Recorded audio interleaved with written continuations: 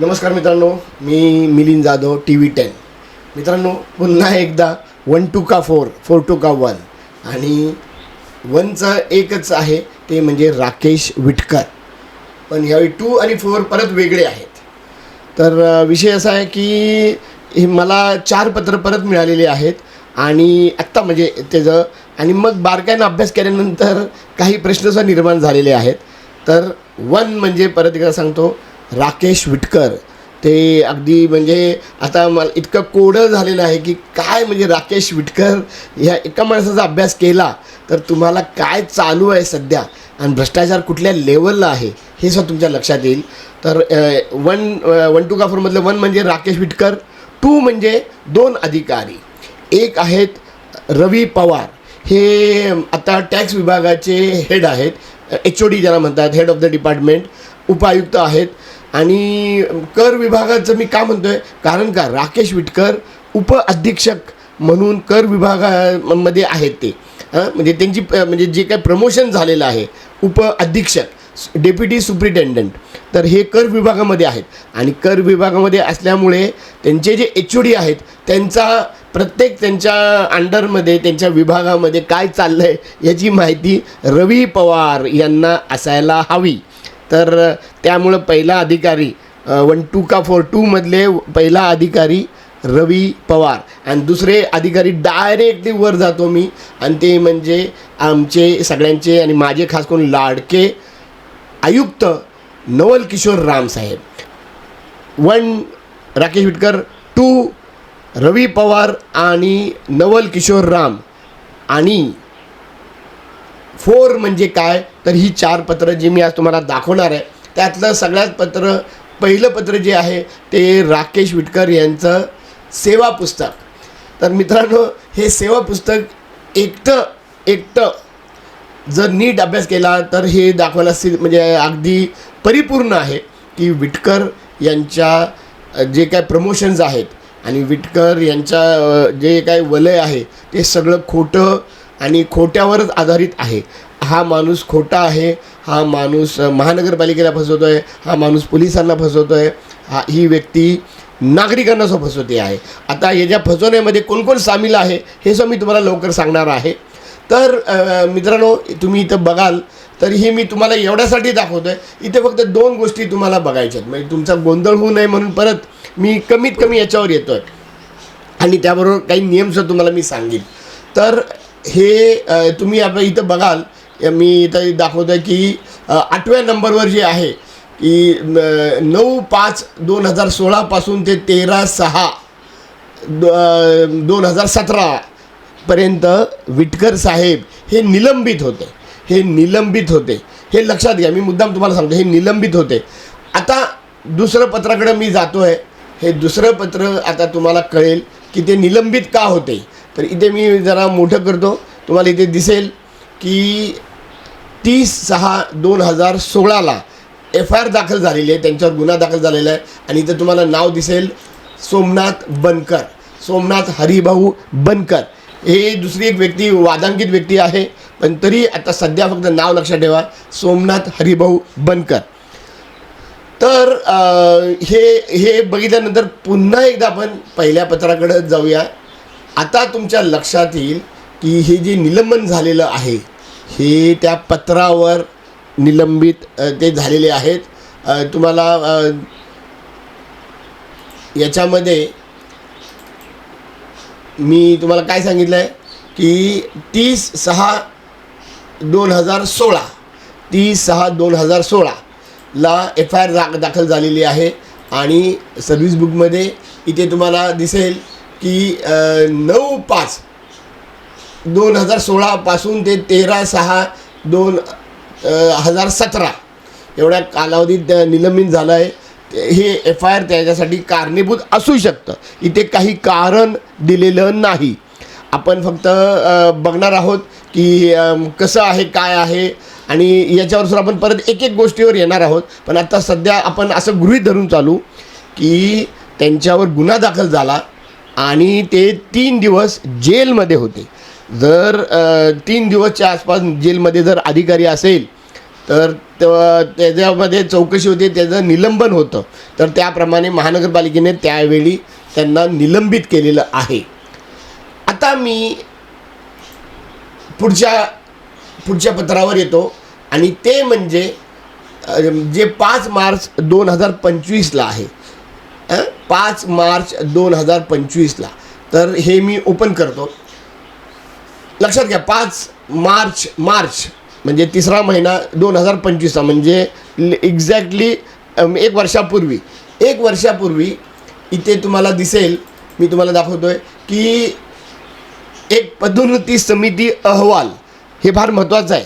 म्हणजे ह्याला म्हणजे जे कमिटी असते त्याला DPC म्हणतात, त्याचा अहवाल आहे. म्हणजे ही प्रक्रिया पूर्ण झालेली आहे आणि त्याच्यामधनं जे काय प्रमोशनवर असेल, जे पदोन्नती वगैरे वगैरे, तर त्याच्यामध्ये ही प्रक्रिया पूर्ण झालेली आहे. अहवाल आला म्हणजे पूर्ण झालेली आहे. तर ही खूप मोठी आहे. त्याच्यामध्ये खाली सगळी नावं वगैरे आहेत आणि तुम्हाला खालची मी काही नावं दाखवतो. इथे बघा, सगळ्यात महत्त्वाचं म्हणजे पृथ्वीराज BP हे अध्यक्ष आहेत DPCचे, अतिरिक्त महापालिका आयुक्त जनरल, पुणे महानगरपालिका. शक्यतो हे जनरलकडे असतं खातं सामान्य प्रशासनचा. दुसरे हे नावसुद्धा तुम्ही बऱ्याच वेळा ऐकलं असेल माझ्या विटकर यांच्या बाबतीतलं, प्रतिभा पाटील मॅडम, ह्या उपआयुक्त सामान्य प्रशासनच्या, त्या असतातच DPCला, कारण का सामान्य प्रशासनच्या विभागाच्या प्रतिभा पाटील ह्या HOD आहेत. त्यानंतर जयंत भोसेकर, उपआयुक्त परिमंडल क्रमांक 4. जर ते प्रमोशन त्या व्यक्तीच्या विभागाशी संबंध असेल किंवा त्या परिमंडळाशी संबंध असेल तर त्या आयुक्तांचा सुद्धा तिथं उपस्थिती असते. यांचा जयंत भोसेकरांचा संबंध असण्याची शक्यता आहे. त्या पदासाठी हे अधीक्षक पद आहे. अधीक्षक म्हणजे सुप्रिटेंडंट हे पदासाठी हे DPC आहे ती घेण्यात आली. मी तुम्हाला वर दाखवीनच. आणि जितेंद्र कोळंबे हे मुख्य लेखापरीक्षक हे सुद्धा असतात. लेखापरीक्षक फार महत्त्वाचे. आणि खाली आपण जातो आहे महापालिका आयुक्त पुणे महानगरपालिका. तर इथे हे त्यावेळी बहुतेक हे होते डॉक्टर राजेंद्र भोसले साहेब, ही त्यांची सही असण्याची शक्यता आहे. तर त्यांचं हे म्हणजे पत्र आहे, जे आहे अहवाल, DPCचा अहवाल. मित्रांनो, हे फार महत्त्वाचं आहे. हे मला पत्र आत्तापर्यंत मिळालं नव्हतं, हे नुकतंच मला मिळालेलं आहे. त्यावर मी जातो. अधीक्षक वर्ग 3. बघा, हे मी पूर्ण वाचून दाखवतो. पुणे महानगरपालिका आस्थापनेवरील अधीक्षक वर्ग 3 या पदावरील तात्पुरती पदोन्नती नेमणुकीबाबत, तात्पुरती जरी असेल, हे सुद्धा फार महत्त्वाचं आहे, तरी त्याचा अहवाल असतो एक. तर तो अहवाल इथं आपल्यासमोर दिसतो आहे. आणि आता इथे तुम्हाला तारीख दिसते, इथे दिसते अधीक्षक वर्ग पदासाठी तात्पुरती पदोन्नती नेमणुकी देण्यासाठी खालील पदोन्नती समितीकडे पुढे दिनांक 5/3/2025 रोजी 11 वाजता अतिरिक्त महापालिका आयुक्त जनरल यांच्या अध्यक्षतेखाली माननीय अतिरिक्त महापालिका आयुक्त यांचे दालनात VC रूम, व्हिडिओ कॉन्फरन्सिंगच्या रूममध्ये बैठक आयोजित करण्यात आली. सदर बैठकीस खालील अधिकारी उपस्थित होते. हे 4 अधिकारी फार महत्त्वाचे आहेत. एक असतो DPC, याला म्हणतात अध्यक्ष, सदस्य मागासवर्गीय प्रतिनिधी, परिमंडळ क्रमांक 4 आणि सचिव. तर साधारणतः ते पद्धत असेल त्यांची. 4 जण असतात. पुढच्या वेळी म्हणजे प्रत्येक वेळी ही पद्धती वापरली जाते. आणि ही मान्यता का म्हणतो मी, कारण का ह्याचा अहवाल हा बाहेर पब्लिकला मिळू शकतो. हा मी याच्या अंतर्गत तुम्हाला इथे दिसेल बघा, माहितीच्या अधिकाराखाली हा मी मिळवलेला आहे.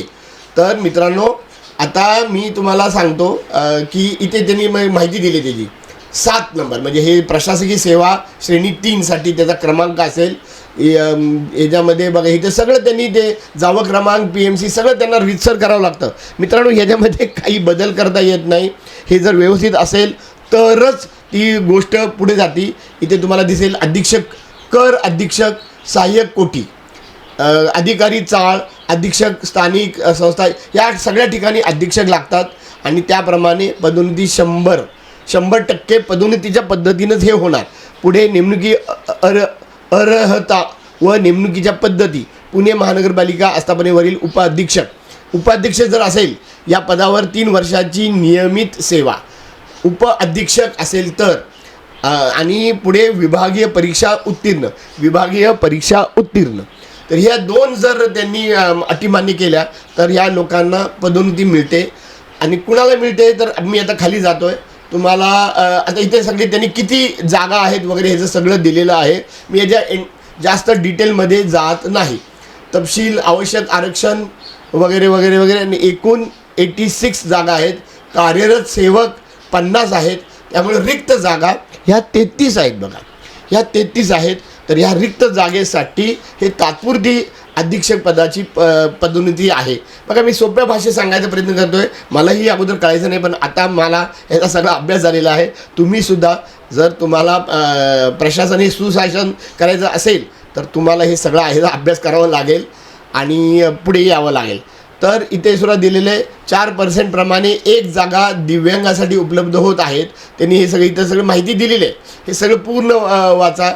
आणि मग खाली आपण इकडे येते बघा, 3 क्रमांकावर येतो. इथे आपले लाडके राकेश विटकर यांचं नाव आहे. इथं स्पष्ट लिहिलं श्री राकेश विटकर यांच्यावर गुन्हा दाखल असून सदर प्रकरणी दोषारोप पत्र तयार करून न्यायालयात सादर करण्यात आले आहे. तारीखसुद्धा मी तुम्हाला सांगितलेली आहे. साल लक्षात ठेवा 2025. इथं खाली तुम्हाला दिसेल आले आहे. सदर प्रकरण न्यायप्रविष्ट, लक्षात घ्या हे फार महत्त्वाचा शब्द आहे, न्यायप्रविष्ट असल्याबाबत कर आकारणी व कर संकलन विभाग यांनी तिथं ते क्रमांकवर सगळं दिलेलं आहे. 4-3 अन्वये कळवले आहे. त्यांनी कळवलेलं आहे म्हणजे ह्या DPCला कळवण्यात आलेलं आहे, कळवले आहे. तसंच दुसरी व्यक्ती आहे त्याच्यामध्ये आपण जाणार नाही. तर त्यांनी काय केले खाली की म्हणजे त्यानुसार माननीय पदोन्नती समितीने केलेले मूल्यमापन असेसमेंट इथं इंग्लिशमध्ये त्यांनी दिलेले आणि दिलेला प्रतवारी स्वतंत्र पाकिटात मोहरबंद करून ठेवण्याबाबत माननीय पदोन्नती समितीने एका मताने शिफारस केली आहे. मित्रांनो हे चौघांनी एका मतानं विटकर यांचं पाकिट बंद ठेवायचं आहे, ते उघडायचं नाही आहे. त्यांची जी काय क्वालिफिकेशन असेल, ते पात्र असतील, सगळं ठीक आहे, पण त्यांचं पाकिट ह्या जे काय प्रमोशन आहे त्याच्यामध्ये उघडण्यात आलेलं नाही. तर हे फार महत्त्वाचा विषय आहे आणि त्यामुळंच पुढचा पण दाखवतो. पण ह्याच्या अगोदर आणखीन एक तुम्हाला पुरावा दाखवतो. मी खाली सगळी लिस्ट दिलेली बघा. 1 पासनं ते किती आहेत, यातले 32 आहेत इथे, 32 इथे. आणि हे वेगळ्या ह्याच्यामधले अध्यक्ष पदावर तात्पुरती पदोन्नती देणे शिफारस वगैरे वगैरे त्यांनी ते 1.5नुसार ते इथे 10 म्हणजे 32 आणि 10 साधारणतः 42 लोकांमधनं 33 जागा भरल्या जाणार आहे. आता इथे कुणाला मिळाली का नाही ते बाकीच्या सगळ्यांना मिळाली असणार आहे. पण इथं 26 नंबरवर श्री विटकर राकेश यल्लप्पा हे आपले वादांकित व्यक्ती, त्यांच्यामध्ये हे त्यांचं म्हणजे बाकीचे आपण बघणार नाही. विजा सेवा ज्येष्ठतेनुसार म्हणजे त्यांची प्रमोशन का होते, सेवा ज्येष्ठतेनुसार त्यांचा क्रमांक आहे 26. BA हिंदी इथं लिहिले बघा. ती परत वादांकित डिग्री जी त्यांची आहे ना त्याच्यामध्ये मी इथं काय अडसर आलेलं नाही. म्हणजे ह्या ज्या DPCने ना त्यांच्या डिग्रीचा सुद्धा अभ्यास केलेला नाही आहे, कारण का ह्या डिग्रीमध्ये सुद्धा ते क्वालिफाय होत नाहीत असा GR आहे. त्याच्यावर आपण नंतर येऊया. आता म्हणजे ते क्वालिफाय आहे का तर आपण हे वरचं बघूया. सॉरी, जात वैधता प्रमाणपत्र आहे का नाही. तर इथे मी खाली येतो आणि 26मध्ये बघतो. तर हो, त्यांची ती क्वालिफिकेशन आहे का नाही तर आहे, हे क्वालिफाय आहे. इथे बघा हे फार महत्त्वाचं आहे, त्यामुळे मी तुम्हाला थोडंसं मोठं करून दाखवतो. सोबतच्या मोहरबंद पाकिटात म्हणजे पात्र आहे का नाही हा विषय वेगळा आहे. हे पात्र आहेत आत्ता तरी, ह्यात तरी, आणि पण त्यांचं प्रमोशन झालं नाही अध्यक्षपदासाठी. त्यांनी त्यांचं पाकिट बंद करून ठेवलेलं आहे आणि ते अजूनही बंद आहे.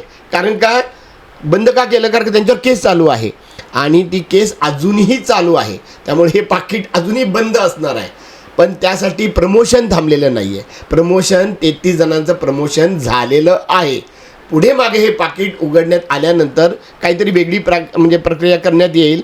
पण सध्या तरी आज आहे 5 मे 2026ला सुद्धा हे पाकिट बंद आहे अधीक्षक पदासाठी.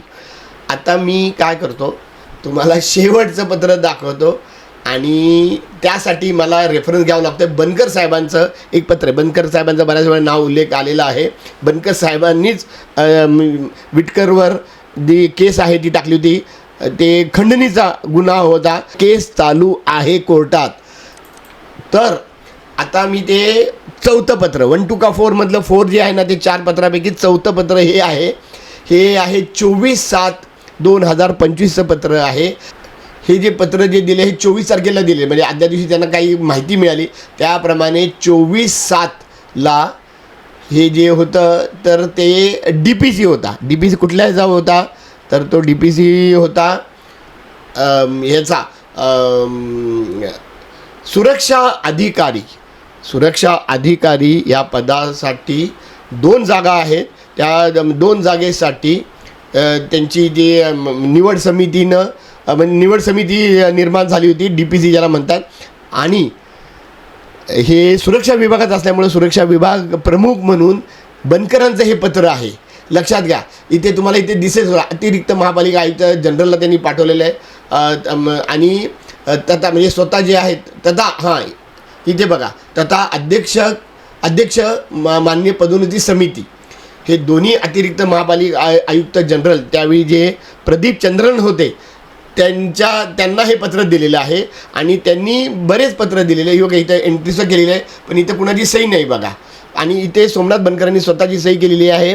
उपआयुक्त सुरक्षा विभाग बघा इथे लक्षात द्या. उपायुक्त सुरक्षा विभाग तथा सदस्य पदोन्नती समिती पुणे महानगरपालिका. तर हे 2 मेंबर तर यावेळी आपल्याला कळतात. म्हणजे इवन पुढचे म्हणजे कळतील आपल्याला, पण आत्ता ते महत्त्वाचं नाही. हे दुसरं पत्र परत त्याच तारखेचं परत आपण खाली जाणार आहोत. आणि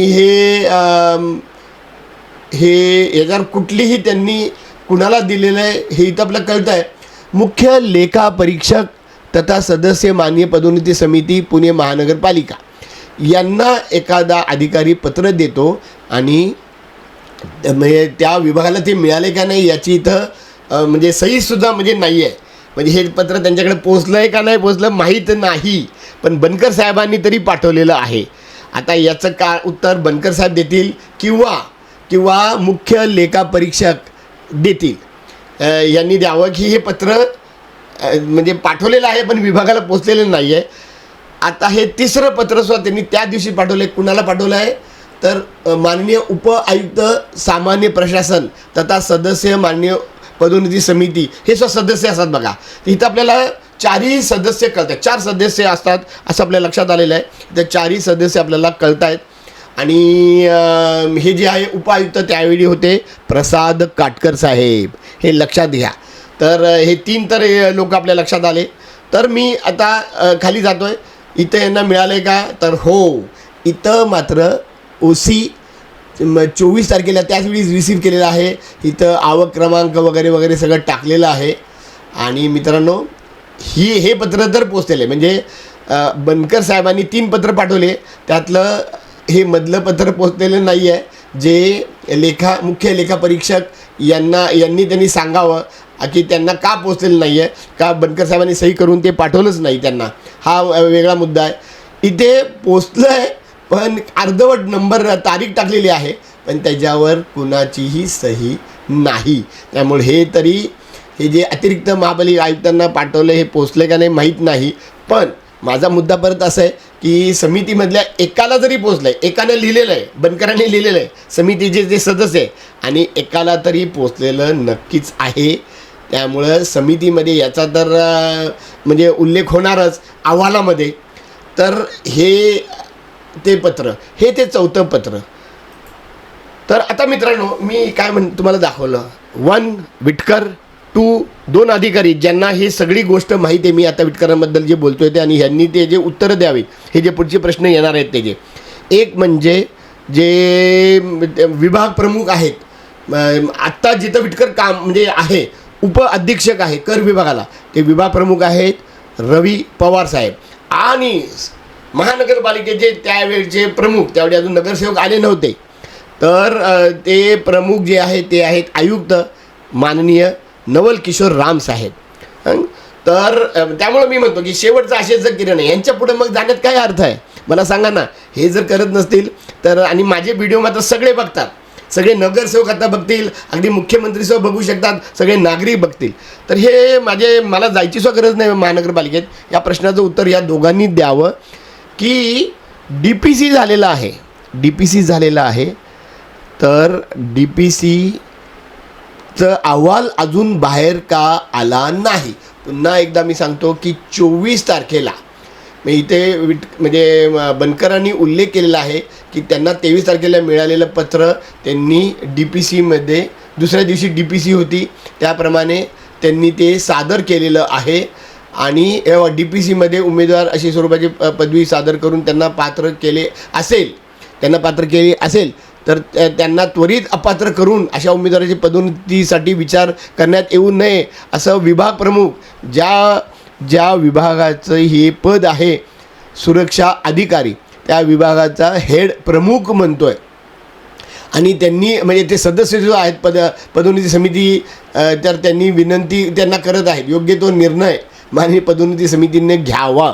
तर मला आता ॲक्च्युली आयुक्तांनाच प्रश्न विचारायचा आहे की आयुक्त साहेब, ह्या DPCचं काय झालं. आणि जर त्यांचं पाकिट बंद असेल तर बाकीचे 2 जे आहेत पदं आहेत 2, तर मग ह्याच्यावर तुम्ही मला उत्तर द्या की ही जी DPC आहे, मी जी सांगतोय ती DPC सुरक्षा अधिकारी या पदाची DPC, त्याची जर 24/7/2025ला जर ते DPC झालं असेल तर ते आत्तापर्यंत त्याचा अहवाल का आला नाही याचं उत्तर द्यावं. जेवढे महत्त्वाचं पद होतं त्यामुळे तर तुम्ही ते DPC घेतलेली आहे, तर एवढ्या पदाची जे 2 जागा असताना त्याच्या 1सुद्धा जागा का भरल्या नाहीत, आणि त्याच्या 1सुद्धा जागा न भरता एखाद्या चुकीच्या माणसाला प्रभारी सुरक्षा अधिकारी का केलेला आहे, या प्रश्नाची उत्तरं या दोघांनीही द्यावे. कारण का पवार साहेब परत यासाठी, कारण का सेवा पुस्तकामध्ये सगळं गुपित दडलेलं आहे आणि सेवा पुस्तक हे रवी पवारांच्या ताब्यात आहे, विटकरांचं. कारण का सध्या त्यांची पोस्ट जी आहे उप अधीक्षक पद आहे, उप अधीक्षक पदावर ते रुजू आहेत, पण तिथं ते बसतच नाहीत. पण त्यांचे सेवा पुस्तक मात्र कर विभागाकडे आहे. कर विभागाचे प्रमुख आहेत हे रवी पवार. आणि दुसरं म्हणजे महानगरपालिकेचे सगळे हेड आहेत आयुक्त नवल किशोर राम यांनी या सगळ्या प्रश्नाची उत्तरं नागरिकांना द्यावीत. मी मिलिंद जाधव आणि तुम्ही बघत आहात TV10.